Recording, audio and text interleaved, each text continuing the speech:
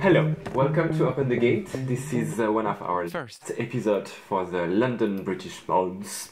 My guest today is Andro. Hello, Andro. Hi, Roman. Hi, nice to meet you. I've been following your work, but I've never met you, so for me it's like a very nice and good surprise to be in front of you today. You are a performative artist. You deal with a lot of very sensitive and very intriguing subjects. You work with your body and with a lot of elements like gadgets and accessories, and you always try to make people think and to open their mind into your intensive way to think and to reflect what you are inside, your fantasy, your dreams and your fears perhaps. Maybe you could tell us more about what you actually do on stage. Okay. On stage, well, I do a lot of bodybuilding, and to transform my body into a more male version. Were you a girl? Yeah, I'm born a girl. Okay. Yeah, haven't had any surgery. Okay. No hormones, nothing. So when I perform, I usually have tights on, a big cock prosthesis, and trainers, sports trainers, Nike usually. And only Nike, please. And some black or white makeup, just like some warrior makeup, and a shaved head.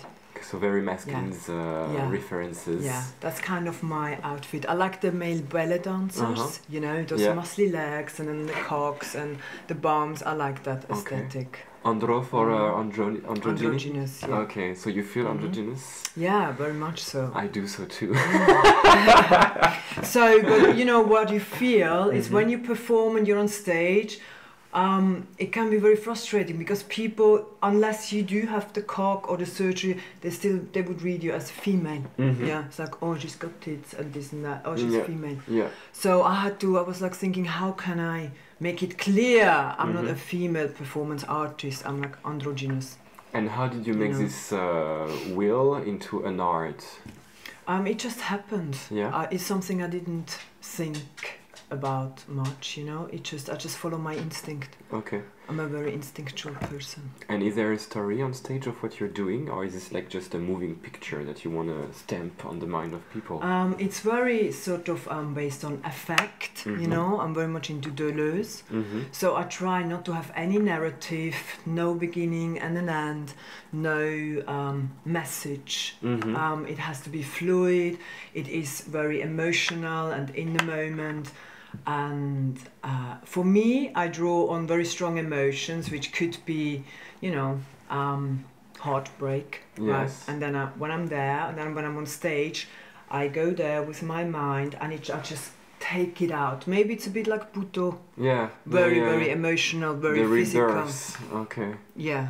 And that's the Andro on stage. And who is Andro in the real life then? Andro in real life,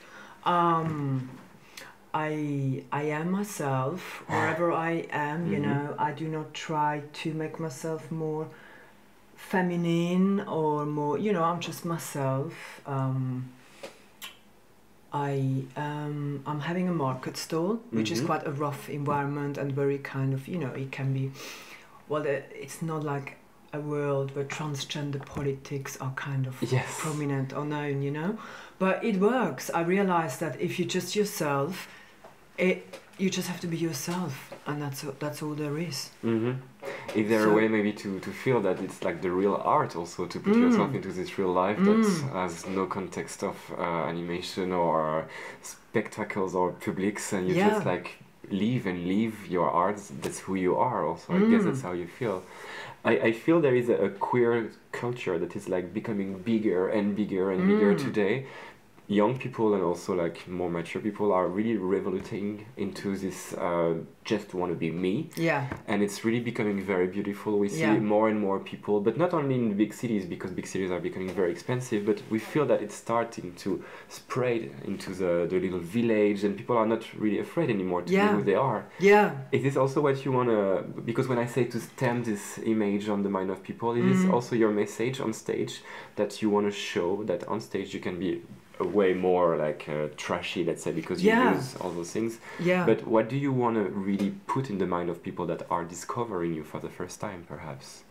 Is there a message or a song or a shout that you want to put in their mind? There is no rigid, there's nothing rigid. Basically, for me, it's like boxes don't work. I don't, any sort of box is, I think we have to get rid of all sorts of boxes, like all boxes, and just focus on the person and their energy, on the energy of the creature in front of you, even if it's animal, human, What was the weirdest and most edgiest project you ever made? The weirdest and edgiest? I think when I had two boys, they were like tattooing themselves, their cocks on stage. I was a transgender, kind of become footballer, psychopath, going through porn and slasher, some kind of slasher slashing their throat. While as the boys were kind of in prison, and I was kind of the prison guard, but I looked like a footballer, transgender footballer, and so on. And it was a club that was just boys. And people said that throughout the whole performance, in the end, it ended up in this blood mess, love magic kind of. Okay. So I would come, take them, and we were like, it was all fake blood, but it would merge, and it was kind of sexual and emotional, and and it was in a club where it's really like sex, drugs, and it was like about being cool and not show any emotion, Okay. So attitude. Yes. Okay. And for me, what was interesting is that people said, even though it was like just boys, and the boys I was with, they were really sexy boys, but people apparently were fascinated by me, that creature on stage. They couldn't figure out what's going on, Excellent. So I think that's how you can bring in transgender aesthetic, politics, energies. Okay. Do you attract more girls or more boys?